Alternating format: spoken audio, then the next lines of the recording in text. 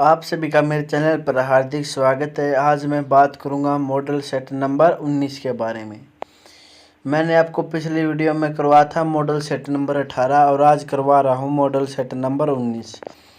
इसके अंदर कुछ बायो के यानी जीव विज्ञान के कुछ महत्वपूर्ण प्रश्न है। आप मेरे चैनल पर नए हो तो चैनल को सब्सक्राइब कीजिए और वीडियो को शेयर कीजिए ताकि आने वाला नोटिफिकेशन आपको सबसे पहले प्राप्त कर सके। मैंने आपको कहा था कि मैं आपको फिजिक्स, केमिस्ट्री और बायो यानी तीनों सब्जेक्टों के जितने भी प्रश्न होते हैं मैं आपको सब करवा दूंगा मॉडल सेट द्वारा।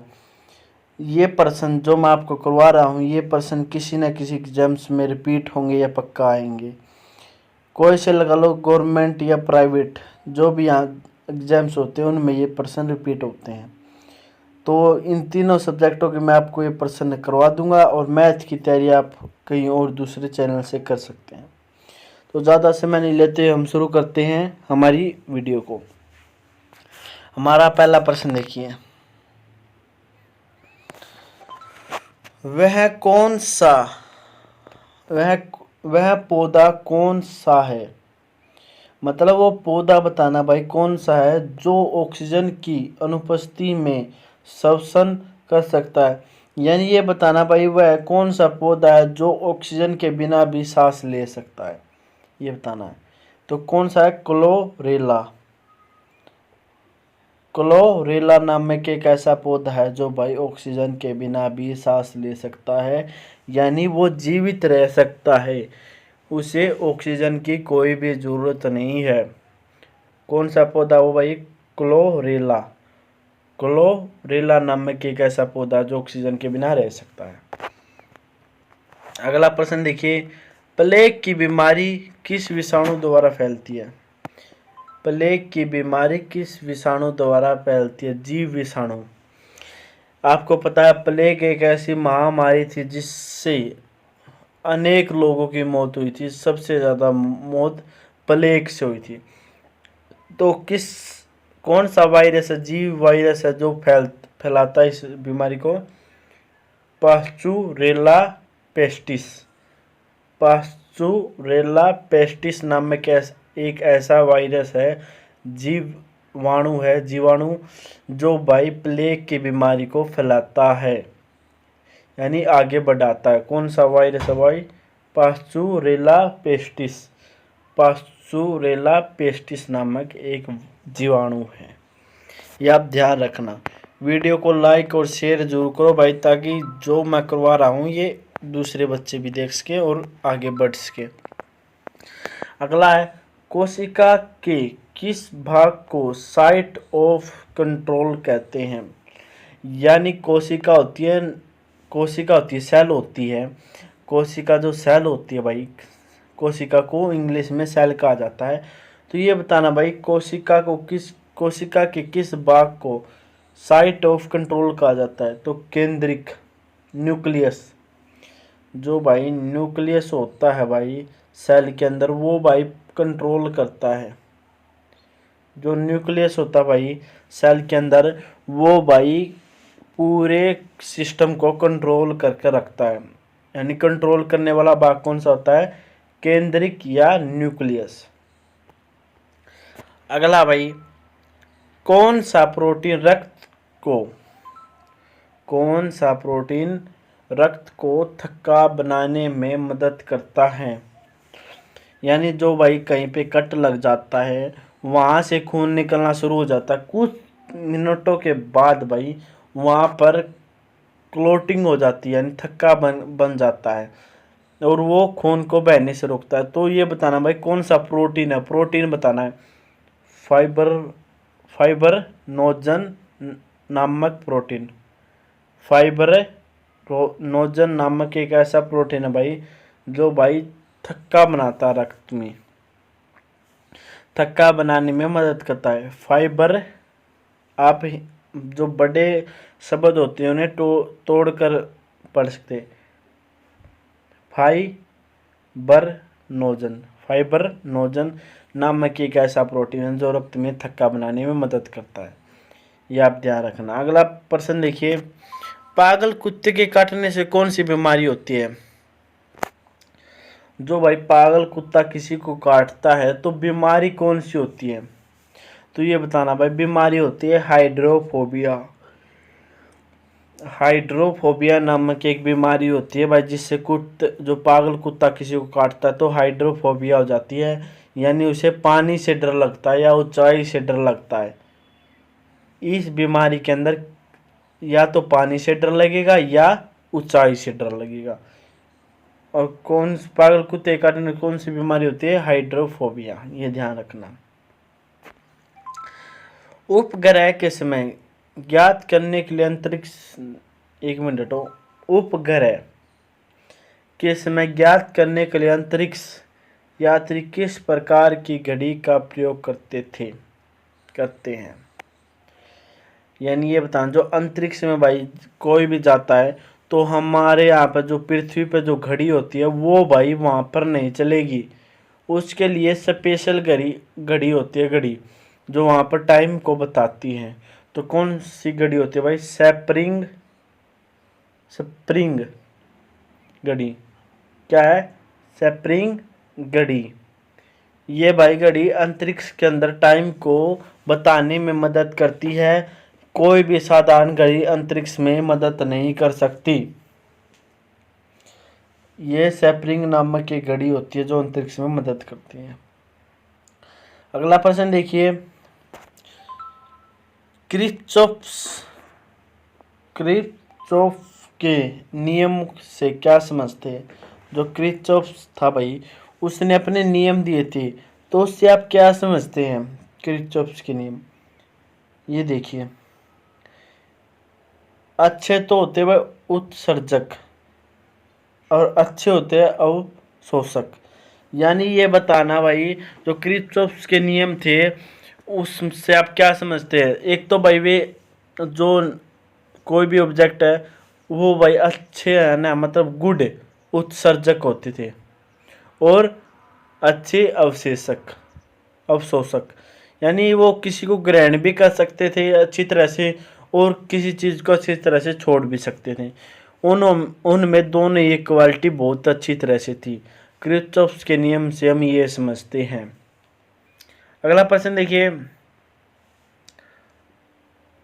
आदर्श गैस की आंतरिक ऊर्जा किस पर निर्भर करती है? जो भाई आदर्श गैस होती है, नमी वाली गैस होती है, तो भाई वो किस ऊर्जा का मतलब ऊर्जा होती है वो किस पर निर्भर करती है? आंतरिक गैस की ऊर्जा किस पर निर्भर करती है ये बताना भाई। ये होती है भाई ताप, टेम्परेचर पर निर्भर करती है भाई ऊर्जा कितनी देनी है। तापमान पर निर्भर करती है, ये नहीं है कि कम तापमान होगा तो ऊर्जा उतनी ही देगी। ऊर्जा कम भी हो सकती है, ज़्यादा भी हो सकती है, वो तापमान पर निर्भर करती है भाई। अगला प्रश्न देखिए, कौन सा ऊतक शरीर में तापक्रम को नियंत्रित करता है? यानी ये बताना भाई, हमारे ह्यूमन बॉडी के अंदर कौन सा ऐसा ऊतक है जो तापक्रम यानी टेम्परेचर को नियंत्रित करता है? तो संयोजिक ऊतक यानी कनेक्टिव टिश्यू एक ऐसा टिश्यू होता है भाई जो मानव शरीर के अंदर तापमान को नियंत्रित करता है, ना ज़्यादा बढ़ने देता है ना ज़्यादा घटने देता है। कितना होता है हमारा शरीर का तापमान? 37 डिग्री सेल्सियस, ना 37 नहीं होता, 98.6। अगला देखिए, अगला प्रश्न क्या है, पचे हुए भोजन व हार्मोन का शरीर में संवहन किसके द्वारा होता है? ये देखिए भाई, प्रश्न बहुत अच्छा। ये प्रश्न ये बताना भाई, देखो जो पचा हुआ भोजन होता भाई डाइजेस्टिव भोजन और हार्मोन होते भाई शरीर के अंदर जो मदद करते हैं, ये बताना भाई वो संवहन यानी एक स्थान से दूसरे स्थान पर किसके द्वारा जाते हैं, किसके द्वारा वो करते हैं और कौन इन्हें ग्रहण करता है? प्लाज्मा। संवहन कौन करता है भाई? इसे प्लाज्मा करता है। प्लाज्मा भाई पचे हुए भोजन व हार्मोन को शरीर में संवहन करता है भाई। कौन करता है? प्लाज्मा, ये ध्यान रखना। अगला प्रश्न है भाई, इस वीडियो में भाई बायो के प्रश्न है सभी। अगला देखना, हृदय से शरीर की ओर रक्त ले जाने वाली रक्त वाहिनी कौन सी है? यानी भाई पूरे शरीर में से हार्ट तो मतलब पूरे शरीर में हार्ट तो दे देता खून ऑक्सीजनेटेड, तो बाद में वो डीऑक्सीजनेटेड हो जाता है, शुद्ध रक्त हो जाता है, तो उसे दिल के पास कौन लाता है? यानी हृदय के पास शरीर का जितना भी रक्त होता है जो अशुद्ध हो चुका है, वो रक्त हृदय के पास कौन लाता है भाई? वो लाता है धमनी, अर्टरी। जो अर्टरी होता है भाई वो डीऑक्सीजनेटेड ब्लड लाती है, यानी अशुद्ध ब्लड। अगला प्रश्न देखिए, टेटनस द्वारा शरीर का प्रभावित अंग। जो भाई टेटनस हो जाती है, टेटनस कब हो जाती है भाई? यानी हमारे लोग कोई भी आयरन की चीज होती है, जो जंग लग जाता है किसी पे, काफ़ी समय तक वो बाहर पड़ी रहती है, या किसी कोई होता है जो डॉक्टर होता है ना, वो एक ही सुई को कई बार प्रयोग करता है, यानी मुझ पर प्रयोग किया, फिर किसी और पर प्रयोग किया, फिर किसी और पर, तो इससे भी टेटनस होने के चांस बन जाते हैं भाई। और जो लोह की चीज़ होती है, आयरन की चीज़ होती है, उससे भी टेटनस होती है। तो कौन सा अंग प्रभावित होता है शरीर का? तांत्रिक तंत्र, नर्व सिस्टम। नर्व सिस्टम के द्वारा ही हमारा शरीर चलता है, यानी हमारे दिमाग पर असर होएगा भाई, हमारा दिमाग पर भाई इसका असर होगा, तांत्रिक तंत्र पर इसका असर यानी प्रभाव पड़ेगा। असर का मतलब प्रभाव पड़ना। अगला प्रश्न देखिए, सवाल, ईस्ट अमीबा में किस प्रकार का विभाजन होता है? यानी ये बताना भाई, ये 3 प्रकार के होते हैं। सवाल, ईस्ट अमीबा में किस प्रकार का विभाजन होता है? यानी विभाजन बटना किस प्रकार का होता है? अदर सुस्तर विभाजन, यानी मायोटिस, एम्यूटिस, यानी अदर सूत्र विभाजन। अदर सूत्र विभाजन मतलब इस प्रकार का किन तीनों के अंदर विभाजन होता है, यानी बटते ही आपस में। अमीबा होता है, आपको पता है ऐसा होता है, अमीबा कुछ लगा लो ऐसा होता है, तो ये आपस में ना डिवाइड होंगे, तो किसके द्वारा होंगे? 1 से 2 बनेंगे, तो ये बताना भाई, ये होता है एमायोटिस, इसके द्वारा होते हैं भाई, या अर्ध सूस्तर विभाजन। अगला प्रश्न देखिए, कांच को कैसे प्राप्त किया जाता है? यानी कांच होता है भाई, जो कांच होता है, शीशा होता है, उसको कैसे बनाया जाता है, कैसे प्राप्त होता है? तो उसके अंदर भाई चाहते हैं क्या क्या चीज़ मिलकर बनता है कांच? सोडियम, कैल्शियम, कैल्शियम के कार्बोनेट को सिलिका के साथ गर्म करने पर, यानी एक तो सोडियम लेते हैं भाई, सोडियम कैल्शियम दोनों को मिलाकर कैल्शियम के क्या बनाने हैं? कैल्शियम के कार्बोनेट को, कैल्शियम के तो कार्बोनेट सिलिकॉन के साथ मिलाकर गर्म करने पड़ते हैं, और सोडियम भी लेना साथ में, यानी सोडियम कैल्शियम के कार्बोनेट को सिलिका के साथ गर्म करने पर यानी कांच बनेगा, अपना शीशा बनेगा। अगला प्रश्न देखिए, अगला प्रश्न, नाखून और बालों में उगने वाले ऊतकों को क्या कहा जाता है? यानी जो नाखून होते हैं, बाल होते हैं, उनमें उगने वाले ऊतकों को क्या कहा जाता है? तो क्या कहा जाता है? कैरेटिनोफिलिक, कैरेटिनोफिलिक कहा जाता है भाई। यानी जो नाखून और बालों में ऊतक होते हैं उन्हें क्या कहा जाता है? ये बताना भाई, ऊतक क्या कहा जाता है उन्हें? कैरेटिनोफिलिक, कैरेटिनोफिलिक कहा जाता है भाई, ये आप ध्यान रखना। ये प्रश्न भाई किसी ना किसी एग्जाम्स में रिपीट होंगे या आएंगे, ध्यान रखना आप। अगला प्रश्न देखिए,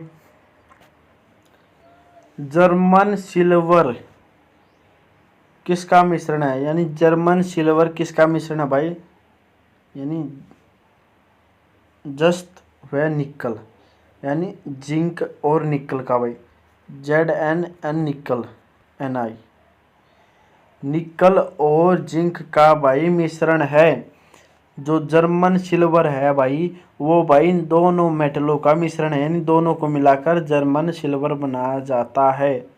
कौन सा, जस्ता और निकल, यानी जिंक और निकल, ध्यान रखना। अगला देखिए प्रश्न, किस खनिज को बेवकूफ का सोना कहा जाता है, किस खनिज को बेवकूफ का सोना के नाम से जाना जाता है, यानी ये बताना है कौन सा ऐसा खनिज है जो भाई बेवकूफ का सोना कहा जाता है। बेवकूफ यानी उसे कुछ पता ही नहीं है और उसका सोना कहा जाता है। तो भाई आयरन पाइराइट या आयरन सल्फाइड, आयरन पाइराइट या आयरन सल्फाइड, ये दोनों एक ही है भाई, ये दोनों एक ही प्रकार है, इनके नाम अलग है। तो इन्हें फूल ऑफ गोल्ड कहा जाता है, यानी बेवकूफ का सोना, बेवकूफ का सोना कहा जाता है। तो होते समझदार, एक होते बेवकूफ। हमारा लास्ट प्रश्न है भाई इस वीडियो का, ये देखना आप। एक एंगस्ट्रॉम किसके बराबर होता है, एक एंगस्ट्रॉम किसके बराबर होता है भाई, ये बताना है।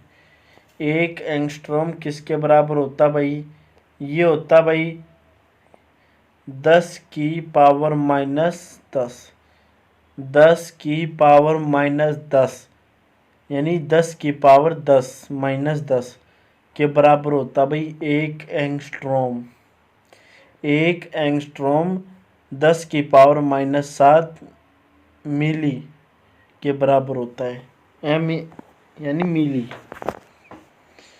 तो भाई ये कुछ महत्वपूर्ण प्रश्न थे इस वीडियो के। आप मेरे चैनल पर नए हो तो भाई चैनल को सब्सक्राइब कीजिए और वीडियो को शेयर कीजिए ताकि आने वाला नोटिफिकेशन आपको सबसे पहले प्राप्त कर सके। और इस वीडियो को ज़्यादा से ज़्यादा शेयर करना भाई ताकि दूसरे बच्चों की मदद हो सके जो भाई किसी न किसी एग्जाम्स की तैयारी कर रहे हैं, तो उन्हें इस वीडियो से कुछ ना कुछ तो मदद मिले। तो भाई वीडियो को शेयर, चैनल को सब्सक्राइब और थैंक्स फॉर वॉचिंग।